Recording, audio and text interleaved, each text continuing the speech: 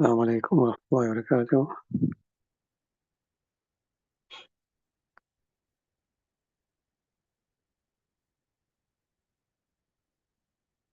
وعليكم السلام السلام ورحمة عليكم. الله وبركاته. بسم الله الرحمن الرحيم. فصل: الحكم يتعلق بسببه ويثبت بعلته ويوجد عند شرطه. So we completed the previous discussion which had to do with various objections that could be raised against the person's qiyas in argument. Now we're going to a fasl which is termed of the hukm. Okay, so just to get some kind of mind map so we can understand what's going on here. We find that most usul kitabs are divided into 2 or 3 sections. The first section will deal with the adilla to Sharia, the proofs of the Sharia, which is the Quran, Sunnah, Ijma, and Qiyas. That's the first section which we completed. Then the second section, which in usul kitab will be the ahkam al-Sharia. So adilla to Sharia, then the ahkam al-Sharia, with regards to the laws of the Sharia. Now, obviously, ahkam of Sharia, we don't mean the laws of Salah and Zakat and so forth. That's for the fiqh kitabs. In Usool, when we talk about ahkam, we speak about one of 2 types of ahkam. Because remember, a hukam has 3 or 4 stakeholders, so to speak. 3 or 4 components. One is the hakim, that is the person issuing the law, legislating the law. In this case, Allah subhanahu wa ta'ala. So obviously that is this discussion of aqaid that you're doing in the ilm al-aqaid and ilm al-kalam. Then the second thing is the person on whom the hukam is being, or to whom the hukam is being directed. That's called the mukallaf. That's me and you. The mukallaf, the person who is responsible for carrying out the hukam, since Allah Ta'ala is addressing him in the hukam. Okay? And then we have the hukam itself, the law itself, the legislation itself. So the legislation, the law itself, usul al-fiqh is one of 2 things. One is the law is directed to the fa'il, that is the mukallaf. That is called hukm al-taklifi. Hukm al-taklifi, we are the mukallafin, and the hukm directed to us is called hukm al-taklifi. Now again, we don't, in usul al-fiqh, we're not talking about the laws of Salah or so and so forth, but we're talking about the status and so forth. Is it fard? Is it sunnah? Is it wajib? Is it makruh? Is it haram? And so forth. Okay, so it's called ahkam al-taklifiyah. Following? And the second type of hukam is called hukm al-wadi'iyah. You the word wadi'iyah right in the beginning of the kitab. Quite often we're doing it wadi'iyah. This refers to the legislative process of that particular hukam, which all comes from the Quran itself, which comes from the legislator, the hakim as well. You've got the hakim, you've got the mahkum alayhi, the mukallaf, and you've got the hukam. Hukam is of 2 types. Hukm taklifi, is it compulsory, is it wajib, is it makruh, haram, and so forth. And you've got the hukm wadi'iyah, which is the legislative process of how the law is enacted. So in the Quran, for example, Allah has told us, Ya ayyuhalladhina amanu kutiba alaykumus siyam. It has made fasting compulsory. Hakimu salah, establish salah. So that's hukm taklifi. Salah is compulsory, fasting is compulsory.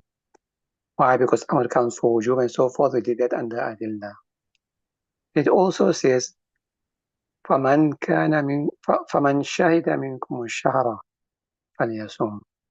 Those of you who witnesses the month, they should fast. So the witnessing of the month, meaning the sighting of the moon, that has been an alama. An alama is sign for who it is compulsory to fast. So that we call hukm al-wadi'i. That's got nothing to do with our action itself. It's got to do with the hukam. How do we know when this hukam comes into being? And we see that alamat, the hilal of the moon after Ramadan. Salah is compulsory. It also says, أقم الصلاة لدلوك الشمس وغسق الليل لدلوك الشمس وغسق الليل.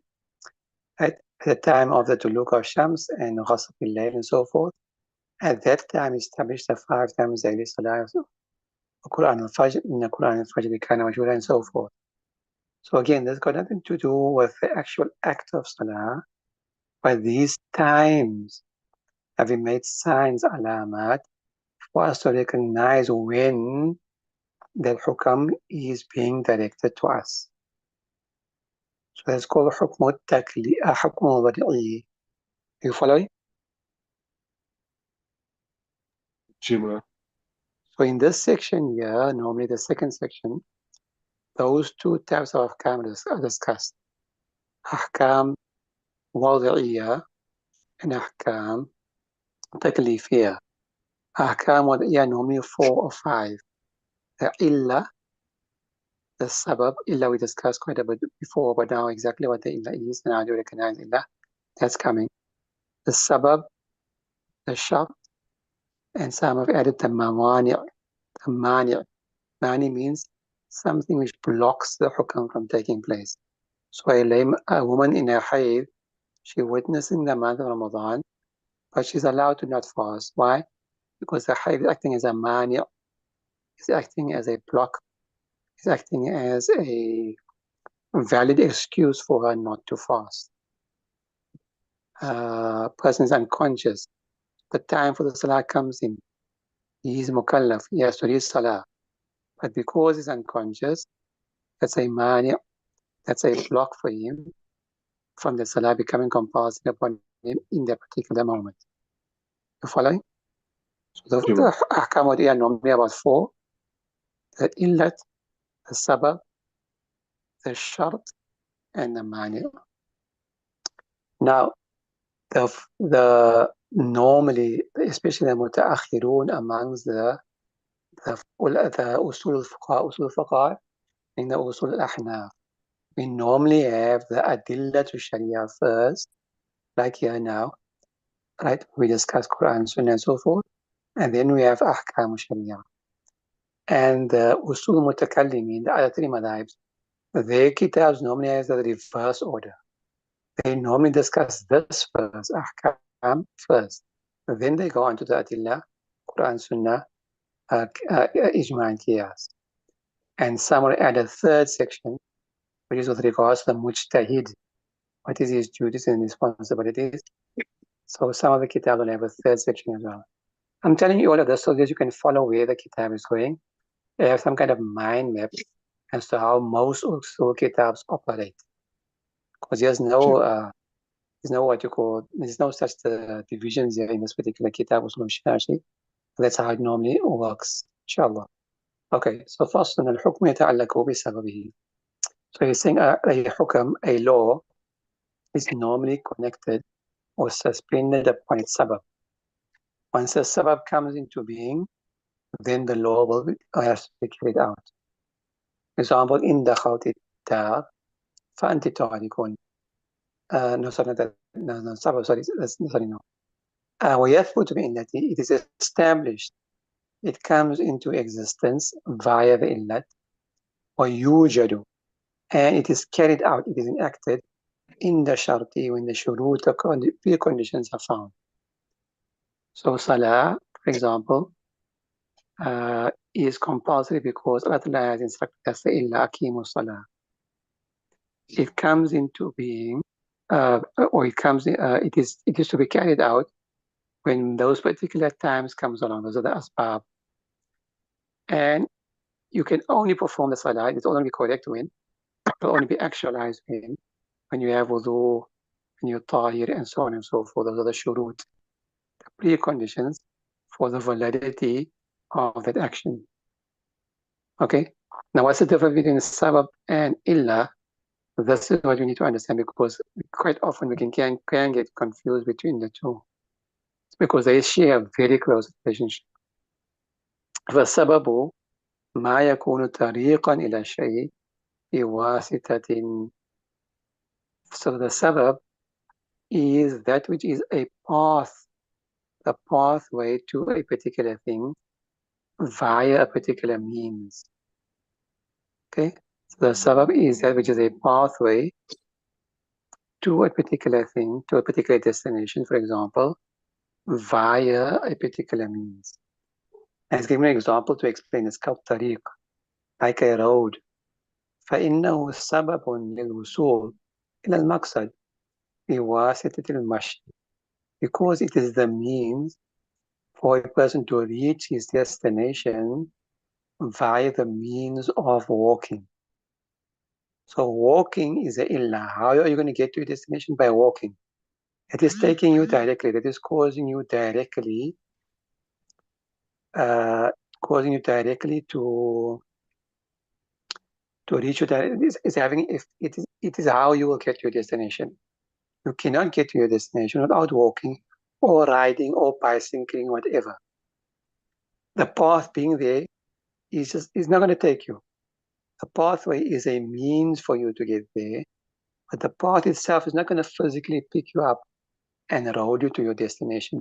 You have to make an effort. You have to use a particular and different means on that path to get to your destination. Okay? So the sabab is the path itself, but it's not going to get you to your hukam. It is the illa. You're walking, you're cycling, you're riding, you're driving. That is what's going to, using the sabab, using the pathway, is what will get you to the illa, to your destination.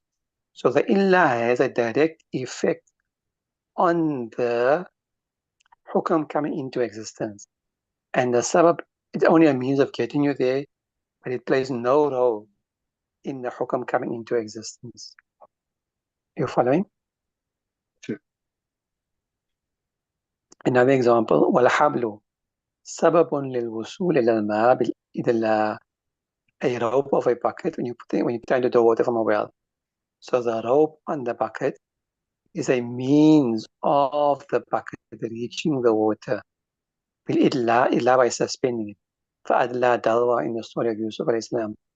And by means of suspending the rope attached to the bucket. So the sabab is the rope. The illa, how you're going to get the water, is the bucket. Because it's the bucket is going to take the water out, not the rope. You can suspend your rope into the water, nothing's going to happen. You might pull a few drops out because the rope will get wet. But it's not going to give you the water. Right? So, but it is a means, because the bucket by itself also can't get to the water by itself. It can get the water, but it requires a means for you to, first of all, to put the bucket into the well for it to get you the water. So the rope is the sabab, the means to the end.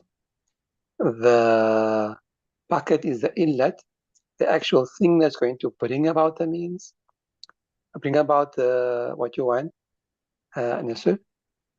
So that the water itself is your goal, is the hukam. Following? Sure. فعلى هذا, so based upon this explanation and examples, كل ما كان طريقا إلى الحكم بواسطة يسمى سببا. Everything that is a road, a means towards the hukam, via something else, not directly, you call it a sabab. That's one way of recognizing a sabab.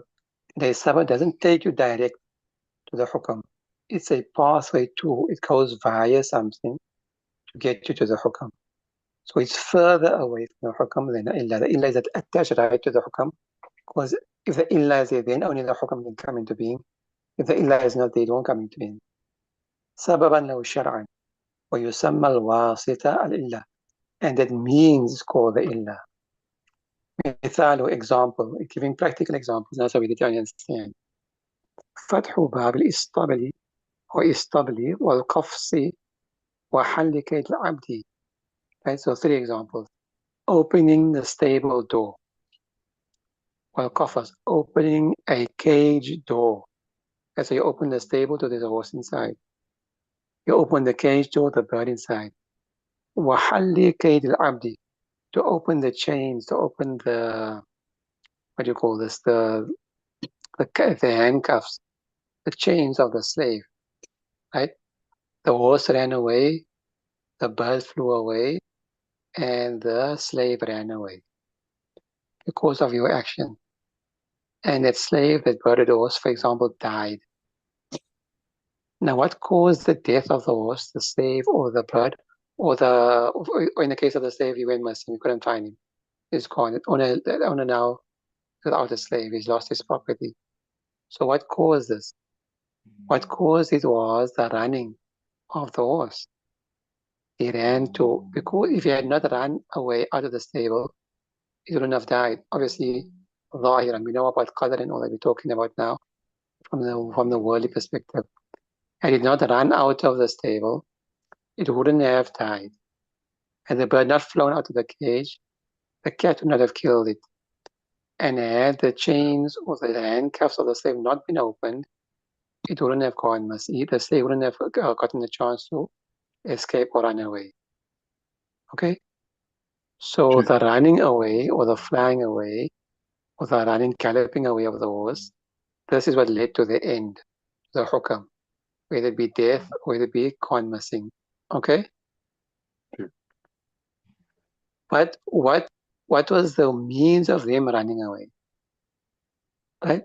The means of them running away was you opening the stable door.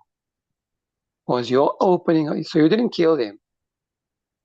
You did not kill them, but you facilitated it at the end.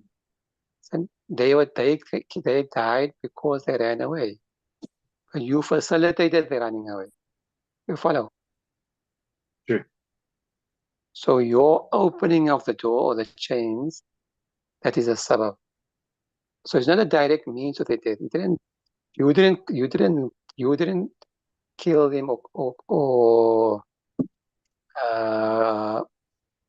you didn't take them to the death, but you facilitated whatever happened, which led to their death.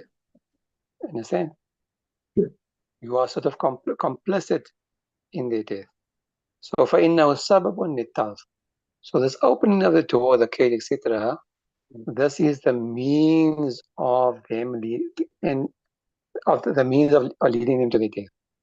بِوَاسِطَةٍ تُوجَدُ مِنَ الدَّابَةِ وَالطِّيرِ, via the means, via the cause, actual cause, which was found from the horse running away, or the bird which is flying away, or the slave which is running away. Okay? So they played a direct role in the death, because at the state point it probably wouldn't have happened. Again, outwardly, outwardly, from the point of view of asbab.